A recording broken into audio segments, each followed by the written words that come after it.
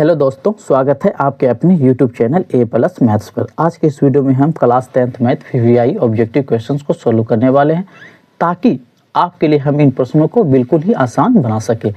तो प्यारे बच्चे, आप लोग इस वीडियो में बने रहेंगे तभी आपको VVI क्वेश्चंस प्राप्त होंगे और मैट्रिक बोर्ड एग्जाम बहुत ही नज़दीक है प्यारे बच्चे, तो आप लोग इन प्रश्नों को मिस ना करें, यानी कि एक मिस कहीं पछतावा ना हो। इसलिए आप इस वीडियो से बने रहें और आपके लिए VVI ऑब्जेक्टिव प्रश्न हमने इस प्रकार से लिए हैं प्यारे बच्चे कि आपका प्रश्न दिया है 2, 3, 5, 7, 9 की माध्यिका ज्ञात कीजिए।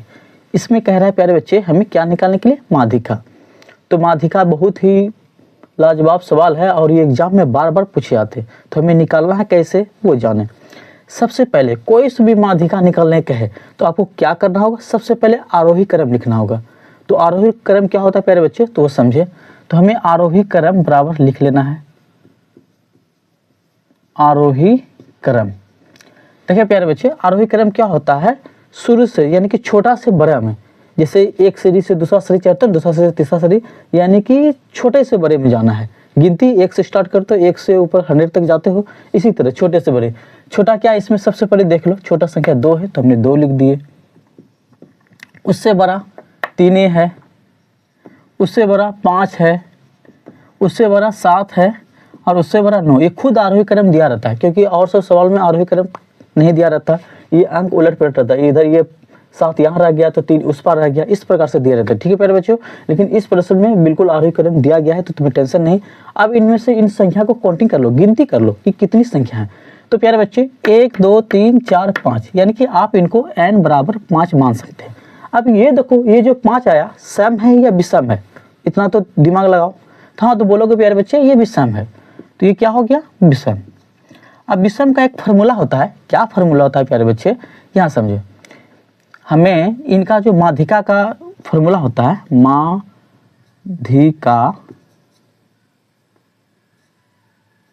माध्यिका बराबर फार्मूला होता है प्यारे बच्चे, यहाँ समझे। n विषम संख्या में n+1/2 से हमें भाग देना है, वे पद का मान लिख दे, वे पद का मान। अब इसमें हम सोल्व कर देते हैं। n बोलोगे क्या है, तो n प्यारे बच्चे 5 है तो हमने 5 रख दिए, प्लस क्या है 1 बटे क्या है 2 बराबर, देखो 5 क्या है 6, 6 बटे 2, 2 से कटा दो 3। अब ये क्या गया, 3वें पद का मान। आप इसको लिख सकते हैं इस तरह से, 3वें पद का मान। प्यारे बच्चे 3वें पद का मान क्या हो गया, तो अब यहाँ से काउंटिंग करो, 1, 2, 3। तो 3वें पद का मान जो यहाँ दिख रहा है प्यारे बच्चे, कितना दिख रहा है, 5। तो मेरा ये 5 आंसर आ गया। आपका ऑप्शन में मिलाना है कि 5 कौन सा दिया गया, तो ऑप्शन इस प्रकार से था, तो ऑप्शन में भी बिल्कुल राइट है। तो हमने इस प्रश्न को बहुत ही शॉर्टकट तरीके से सोल्व किया ताकि आपके दिमाग में बैठा सके। तो हम नेक्स्ट प्रश्न की ओर बढ़ते हैं।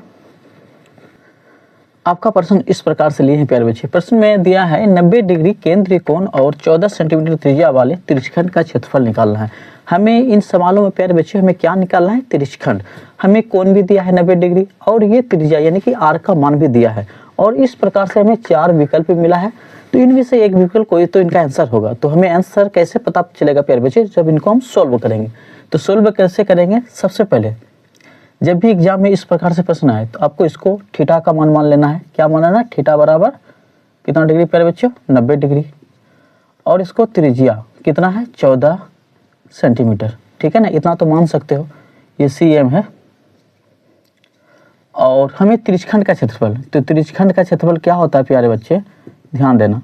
त्रिज्यखंड का क्षेत्रफल बराबर होता है, दिखाएं, थीटा बटे 360 गुना पाई r स्क्वायर। अब थीटा का मान कितना है प्यारे बच्चे, 90, 360 गुना पाई का मान होता है 22/7 गुना r का मान दिया है 14, यानी कि 14 गुना 14, इसलिए कि इसमें 2 लगा है। ठीक है ना प्यारे बच्चों। अब इसे कटा दो, 9 चौके 36। देखिए 14 का आधा 7 और 4 का आधा 2, 7 से 7 कट और 2 सत्ते 14। ये भी मेरे पास आंसर क्या आएगा, 22 सत्ते, देखो 7 दूना 14, 7 दूना 14, 1 15 सेंटीमीटर। क्षेत्रफल जब भी पूछे प्यारे बच्चे तो इसमें क्या लगाना है, स्क्वायर। तो आपका ऑप्शन नंबर भी बिल्कुल इनका भी क्या है प्यारे बच्चों, राइट है। तो हम नेक्स्ट प्रश्न की ओर बढ़ते हैं। आपका प्रश्न इस प्रकार से लिए हैं प्यारे बच्चे, जब भी आपके एग्जाम बोर्ड में इस प्रकार से प्रश्न पूछे कि 26 और 91 का एचसीएफ क्या होगा, हमें इनमें क्या पूछ रहा है प्यारे बच्चों, एचसीएफ, और हमारा 4 विकल्प इस प्रकार से दिया गया है। तो आपको बस कुछ ही क्षणों में इसका आंसर निकालना है। तो ठीक, तो इसमें आप लोग डरे नहीं। देखो हमें करना क्या होगा, 26, आप 26 को तो लिख सकते हैं प्यारे बच्चों 2 गुना 13, 13 दूनी 26। 91, 91 को भी लिख सकते हैं प्यारे बच्चों 7 गुना 13, कर सकते हैं ना, 13 सत्ते 91, इतना तो कर सकते हो। हमने 26 और 91, अब इन दोनों में हमें क्या निकालना प्यारे बच्चे, एचसीएफ। एचसीएफ का मतलब होता है ये दोनों में देखो समान कौन सा अंक दिख रहा है, दोनों में समान करना है, ठीक है ना। तो प्यारे बच्चे आप कहोगे कि समान सर 13 दिख रहा है, तो हाँ तो 13 ही तो एचसीएफ हुआ, तो एचसीएफ क्या हो गया 13। तो आपका विकल्प नंबर सी बिल्कुल क्या है प्यारे बच्चे, राइट है।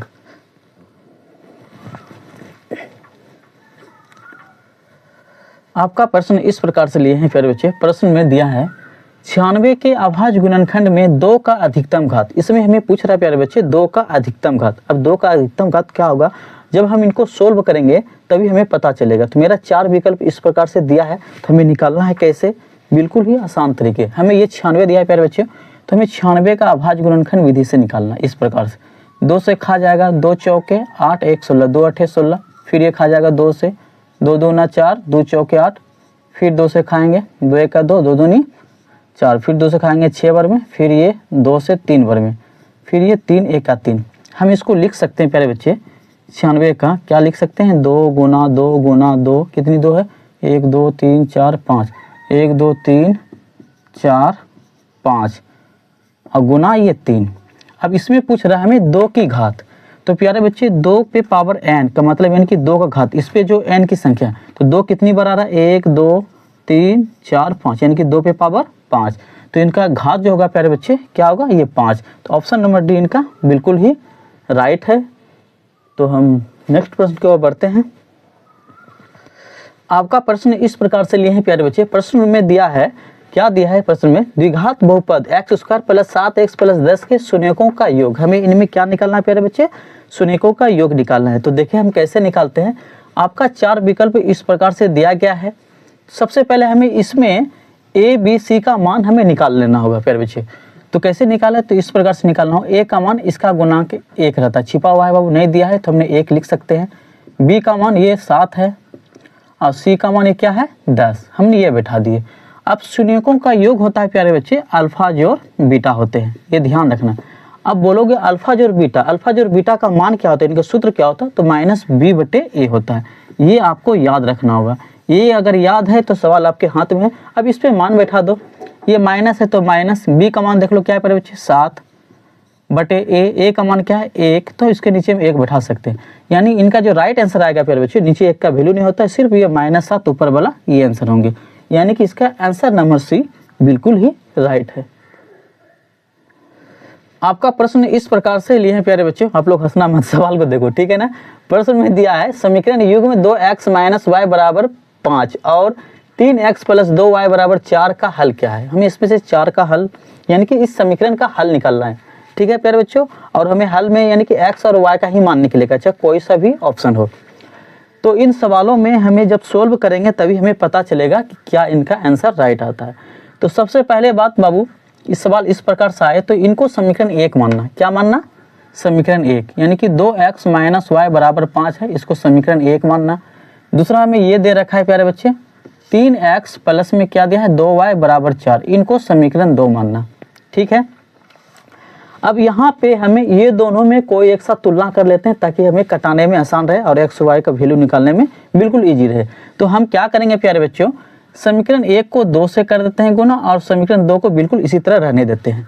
तो देखो 2 से गुना करेंगे तो 2 दूना 4x होगा, माइनस 2 को y से करेंगे तो 2y, अब बराबर 5 दूना 10। और दूसरा जो है बिल्कुल इसी तरह से उतार देते हैं 3x प्लस में 2y बराबर 4। अभी इसमें हमें करना क्या होगा प्यारे बच्चों, इसमें देखो एक माइनस में एक प्लस में, इसको लिख देते हैं जोड़ने पर। यहाँ पे एक स्टेप लिख देते हैं, समीकरण 1 गुना 2 प्लस समीकरण 2 से।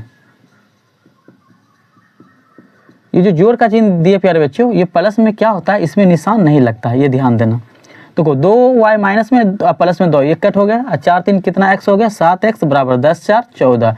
अगर x बराबर वैल्यू करेंगे प्यारे बच्चे तो 14/x का कोई गुणांक जो है 7 ये नीचे आ जाएंगे। अब कटा दें, 7 दूना 14 यानी कि x का मान 2 आ गया। अब हम समीकरण 1 में x का मान रख लेते हैं। समीकरण 1 में x का मान रखने पर समीकरण 1 क्या है प्यारे बच्चे, यहाँ देखो 2x माइनस वाई बराबर 5 है, तो 2 गुना x का मान ये 2 बैठा देना है, माइनस में y बराबर 5, तो 2 दूना 4 माइनस वाई बराबर 5। अगर माइनस वाई बराबर करेंगे प्यारे बच्चे तो 5 होंगे, पहले लेंगे। प्लस में 4 है, इस पर होगा माइनस में 4, यानी कि माइनस वाई बराबर 5 में 4 क्या 1, इसलिए y बराबर करेंगे तो माइनस क्या होगा प्यारे बच्चों, इसमें आ जाएगा 1 में।